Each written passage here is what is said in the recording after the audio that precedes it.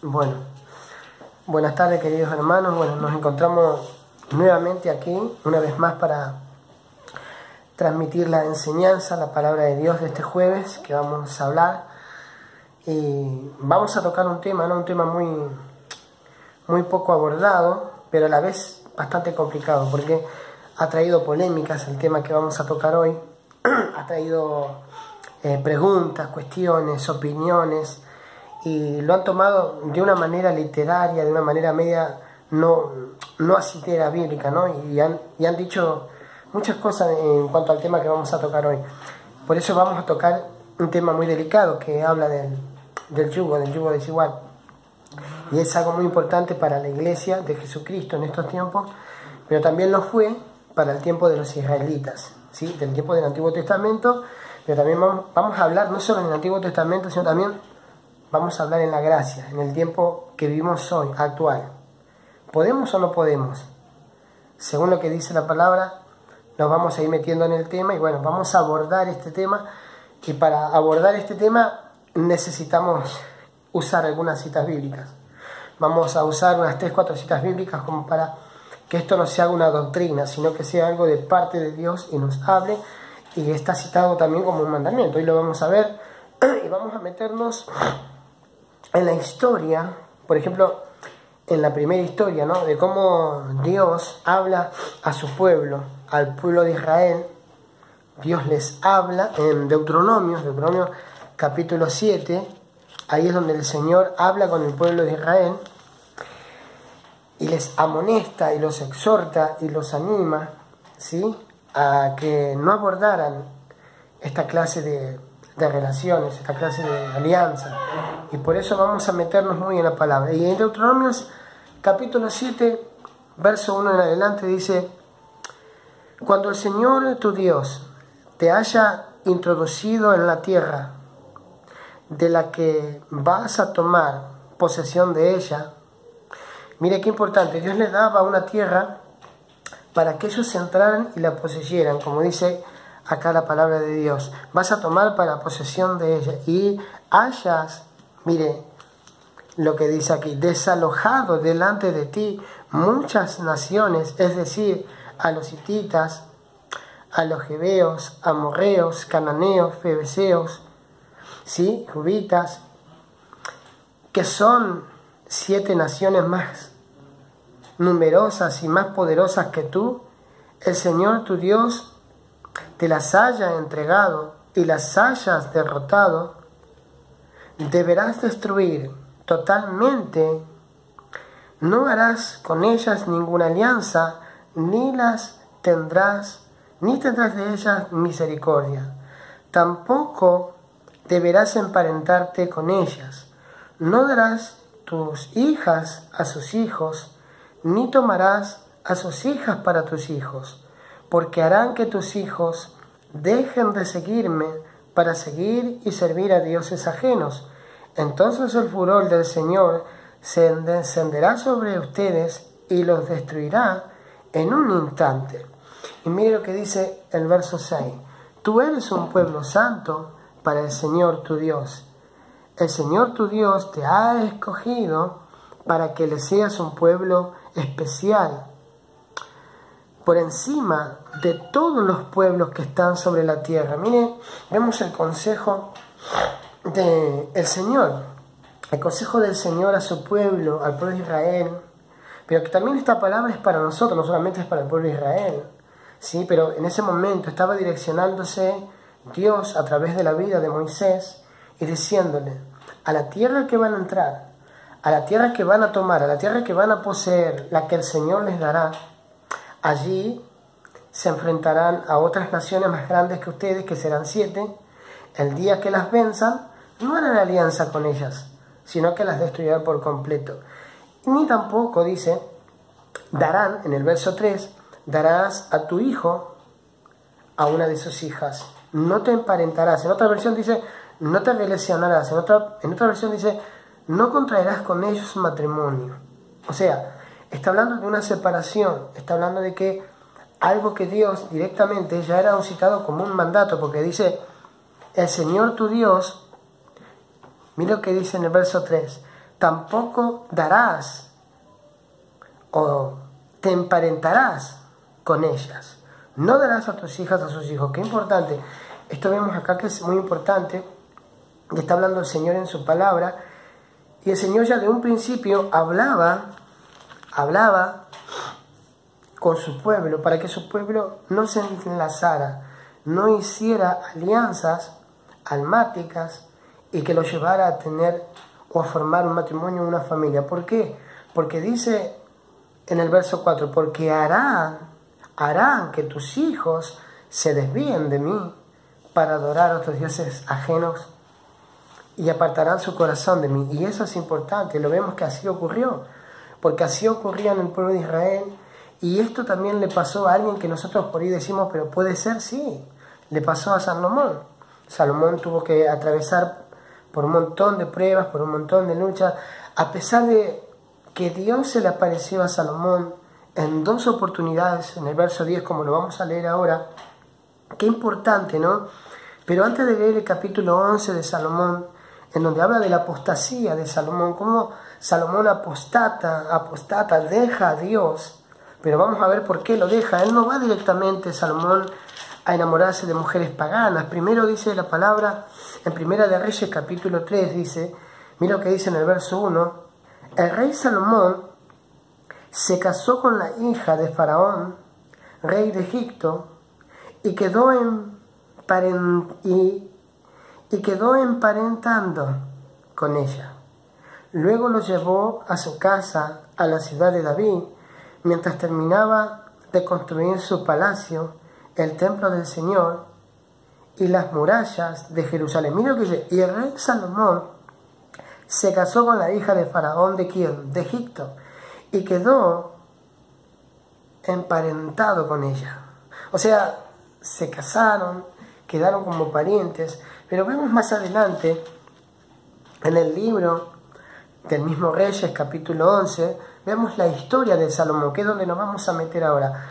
En esta historia de Salomón, cómo Salomón, teniendo tanta sabiduría, teniendo tanta riqueza y tanto conocimiento, ese hombre que escribió los proverbios, ese hombre que escribió proverbios, ese hombre que fue con tanta sabiduría de parte de Dios, Dios le dio tanta riqueza, le dio tanta ciencia, inteligencia y sabiduría para guiar a su pueblo, que tuvo un encuentro 2 veces con Dios, porque dice que Dios se le apareció 2 veces, termina apostatando, termina dejando a Dios por sus mujeres. Y miren qué importante lo que dice aquí.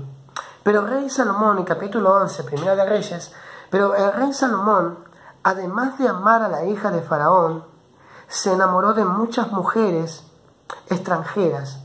Algunas eran moabitas, eran de Edom, de Sidón y de los hititas. Y de todas ellas el Señor ya había advertido a los israelitas: ustedes no deben tener relaciones sexuales con mujeres extranjeras, ni ellas con ustedes, pues por ellas corren ustedes el peligro de llegar a adorar a sus dioses. Sin embargo, Salomón se enamoró de mujeres así. Tuvo 700 mujeres a las cuales hizo reinas, y 300 concubinas, y todas ellas, mire lo que dice, lo hicieron extraviarse.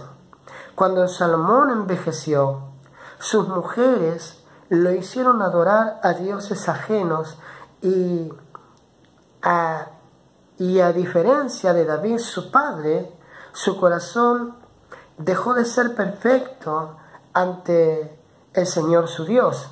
Salomón adoró a Astoret, la diosa de los sidonios, adoró también a Milcón, el repugnante ídolo de los amonitas.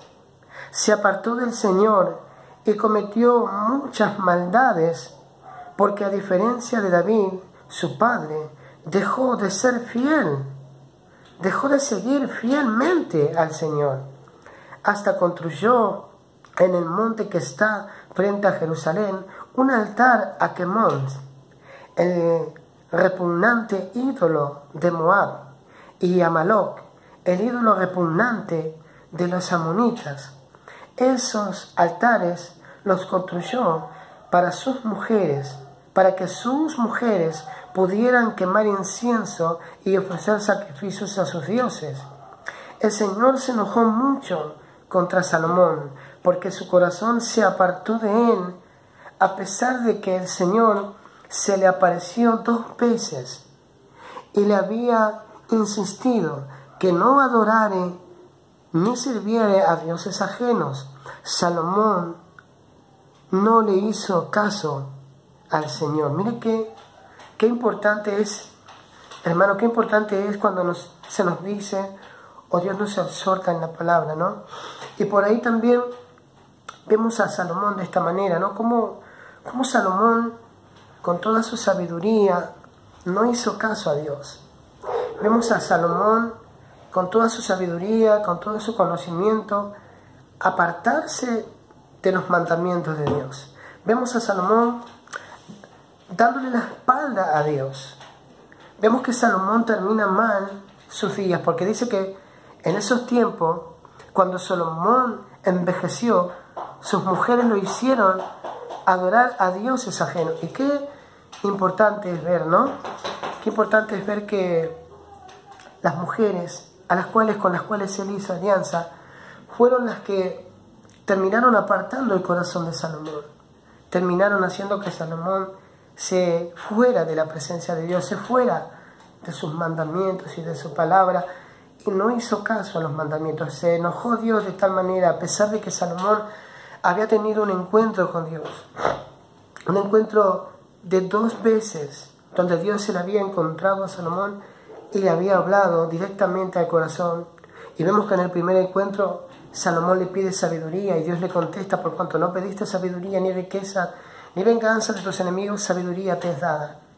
Y Dios le concede y comienza Salomón a tener una tremenda sabiduría. Pero vemos que a pesar de tener un encuentro con el Señor, a pesar de tener el don de la ciencia y de la sabiduría que Dios le había dado, este hombre desvió su corazón de Dios. Vemos que la alianza con esas mujeres, al hacer alianza con esas mujeres y contraer con ellas una familia, él transgredió un mandamiento directo de Dios. Dios le había dicho: no hagan eso. Pero sin embargo él sabía la palabra, conocía la palabra, porque David se la había transmitido y él la conocía, y sin embargo no hizo caso a Dios, hizo una alianza con las mujeres extranjeras y terminó este hombre adorando, como dice la palabra, al dios Moloc.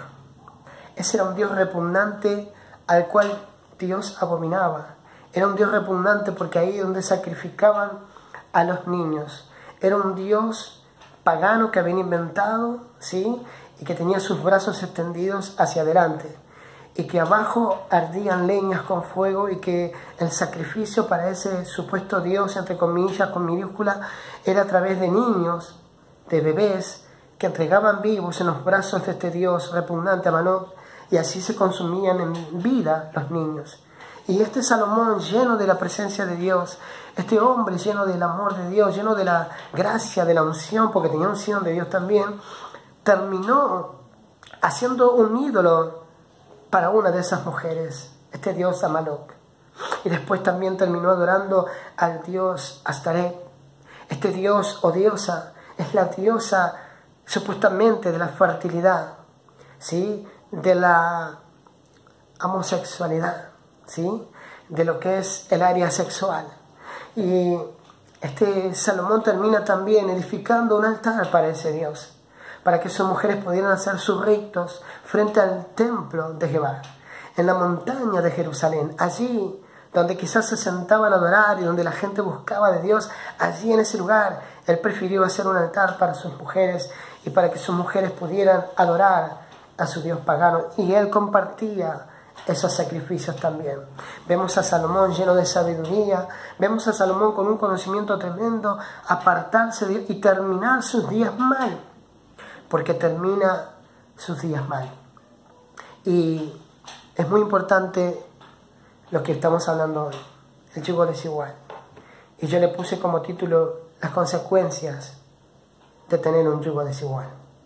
Y qué importante es, hermano, poder esperar los tiempos de Dios. Muchos jóvenes se han encontrado conmigo, familias, parte de la familia también, y que me ha pedido y me ha dicho, ¿qué tal? ¿Qué le parece, hermano Juan? Esta jovencita es una joven que la conozco hace mucho tiempo. Y yo le pregunto, ¿va a la iglesia? Me dice, no. ¿Conoce de Dios? No, sus padres tampoco. Y ellos quieren tener algo, pero no es compatible porque no tienen la misma fe y es un yugo desigual. Y a veces abordar este tema es muy complicado, pero podemos ir a las consecuencias para que nos demos cuenta qué es lo que estamos leyendo hoy. Las consecuencias que tuvo David. Es más, podemos meternos en la historia de Sansón, cómo Sansón es arrastrado por mujeres extranjeras, cómo Sansón se enamora de Dalila, una mujer egipcia, una mujer que lo lleva a quedar ciego, a perder el poder de Dios y lo lleva a la destrucción. Vemos cómo Salomón termina sus días mal, comienza bien pero termina mal. Y esto me llama la atención de que no es como comiences, sino como termines. Porque puedes comenzar bien y terminar mal, pero puedes comenzar bien y terminar bien. Y Dios quiere que podamos culminar con nuestras vidas abrazando a Jesucristo, amando a Jesucristo. Y vemos que estas mujeres fueron lo que el diablo usó para arrastrar a Salomón y apartarlo de Dios. Y lo lograron porque Dios ya lo había advertido. Lo había advertido muy claramente. En Deuteronomio capítulo 7, versículo 4, le dijo bien. Dijo, porque harán apartar a tus hijos de en pos de mí. No des a tus hijos el matrimonio, porque harán apartar a tus hijos en pos de mí. Y esa palabra se cumplió. ¿Y por qué le pasó esto a Salomón? ¿Por qué un hombre con tanta sabiduría que escribió los proverbios hasta el libro de Eclesiastés? ¿Por qué este hombre termina mal? Termina sus días con una vejez, apartado de Dios, renegando de Dios y adorando a dioses paganos y sirviendo a Moloch, el dios de los sacrificios de niños, y adorando a un dios pagano completamente, no a dos, sino a muchos dioses paganos. Y dice que terminó con mujeres en concubinato, su vida en destrucción, y vemos un final muy triste, que es el final que nosotros no tenemos que tener. Pero hermano Juan, usted me está hablando ahora en el Antiguo Testamento, y creo que en la gracia eso no está. Usted me está hablando de lo que es Deuteronomio, que es el Antiguo Testamento que pertenece a la ley. También podemos hablar en el libro de Josué, capítulo 23, versículo 12, habla completamente ahí también que no debemos dar a nuestra familia de esa manera. Lo vemos en el caso de Salomón, lo vemos en el caso de Sansón, pero también a donde lo vemos es en la gracia, es en el Nuevo Testamento, y por ahí no queremos comprender, pero por ejemplo, Primera de Reyes capítulo 6, Segunda de Reyes capítulo 6, versículo 14 dice, no os unáis a un yugo desigual con los incrédulos, porque, mire, dice, no se unan con los incrédulos en un yugo desigual. Pues ¿qué tiene en comunión la justicia con la injusticia? ¿O qué relación puede haber entre la luz y las tinieblas? ¿Y qué concordia tiene Cristo con Belial? ¿O qué tiene en comunión el creyente con el incrédulo? ¿Y qué acuerdo puede haber entre el templo de Dios y los ídolos? Ustedes son el templo de Dios viviente. Ya Dios lo había dicho, habitaré y andaré entre ellos, y yo seré su Dios, y ellos serán mi pueblo. Vemos que también Dios nos habla aquí, en el Nuevo Testamento, en el tiempo de la gracia.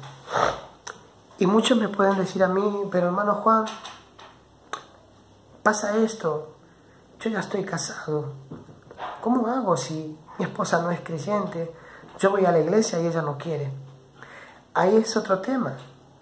El Señor dice en su palabra, a través del libro de Corintios también, a los que están casados, dice Pablo, no mando yo, sino el Señor, que no se separe de su mujer. Dios está diciendo, hablando Pablo a los corintios, que a los que ya venían casados y venían así en el Señor, tenían que permanecer en el Señor así y no abandonarlas, a menos que el creyente o la creyente quisiera quedarse sola. Bueno, tendría que abandonarla, pero procurar dice que no debería abandonarla, porque ya estaba el matrimonio santificado, porque el creyente santificaba al incrédulo, pero ya venían de esa manera. Pero acá Pablo está diciendo a los que no están en parentesco, a los que no están unidos, no se unan en el yugo desigual. Los que ya vinieron casados, bendito sea el nombre del Señor, ya están casados. Pero aquellos que no conocían esta parte de la palabra, hoy la estamos conociendo. El Señor prohíbe el yugo desigual, dice, no se unan. Lo mismo que dijo en Deuteronomios, lo mismo que dijo en Josué capítulo 23, lo mismo que dijo en el libro de Reyes, lo mismo que le dijo a Salomón. Eso mismo nos dice hoy el Señor a través de 2 de Corintios capítulo 6, versículo 14. No se unan. O sea, no se unan, no buscan una relación íntima con un yugo desigual. No traten de conocer a alguien para llevarlo a la antesala del noviazgo y de casamiento sabiendo que es incrédulo. ¿Por qué? Porque correrá el peligro de que esa persona te aparte de Dios, como lo hizo con Salomón, como lo hizo con Sansón, como lo hizo con los israelitas y como lo ha hecho con mucha gente durante mucho tiempo. Porque es más probable que te tire ella o él hacia afuera que tú lo traigas hacia adentro. Es muy importante entender este mensaje. Y dice, ¿qué concordia Cristo con Belial? Qué importante. ¿Qué significa la palabra Belial? Significa, lógicamente, ya sabemos, muchos apuntamos a Satanás, y es verdad, y a los demonios, y es verdad, pero también significa indigno, depravado, perverso, destructivo, algo malo, y también representa a Satanás y a los demonios. O sea, ¿qué puede haber en un creyente que tiene y que es el templo del Espíritu Santo con Satanás y los demonios? No puede haber una comunión. Por eso es muy importante, hermano, que los jóvenes en este tiempo, que también los mayores que están esperando poder formar una familia, poder ser de bendición y traer una familia bendecida, que podamos respetar los tiempos que Dios prepara para nosotros, pero también saber esperar en los tiempos de Dios. La Biblia dice que todo lo que se quiere, en el libro de Eclesiastés capítulo 3 dice, todo lo que se quiere debajo de este cielo tiene su hora. ¿Sí? Y yo creo y confío que tiene su hora y su momento de lo que yo estoy anhelando y lo estoy pidiendo a Dios. Dios no llega nunca tarde, pero a veces los jóvenes y los grandes queremos formar familia porque pensamos que se nos van los años, que se nos va el tiempo, y yo creo que Dios nunca llega tarde, siempre llega a tiempo. Y lo importante es que podamos entender, qué importante, hermano, porque hagamos un ejemplo, tú te juntas, te pones de novio, comienzas a caminar con él o con ella y de repente se casan. Porque dicen, hermano, pastor Juan, tengo algo en mi corazón, un pálpito de que ella se va a convertir. Tengo en mi corazón el sentir, algo siento en mi corazón de que esa persona va a venir al camino, que la voy a poder ganar para el camino. Y terminan casándose. Al cabo de 4 o 5 años se comienza a manifestar lo que la persona no quiere, que es a Cristo. Porque en el 99% de los casos, el 1% se convierte, el 1%. Es más probable que se aparte de Dios y te haga apartar a ti, a que se convierta el Evangelio. Aparte, ¿te imaginas tú en esa relación? Tus hijos creciendo. Tú quieres orarle cuando tiene un problema en el estómago y él quiere llevarla a que le curen en la esquina el ojeo. Tú quieres ir a la iglesia a adorar a Dios y él quiere ir a jugar al fútbol. Tú quieres ir a servir a Dios y él quiere ir para otro lado. Siempre vas a tener ese yugo desigual. Por eso es muy importante. Los yugos, o el yugo en aquellos tiempos que se usaban, y no sé si ahora también creo que se usan en el campo, el yugo era una madera con 2 arcos que se llamaba yunque o yugo, y era para unir a 2 bueyes.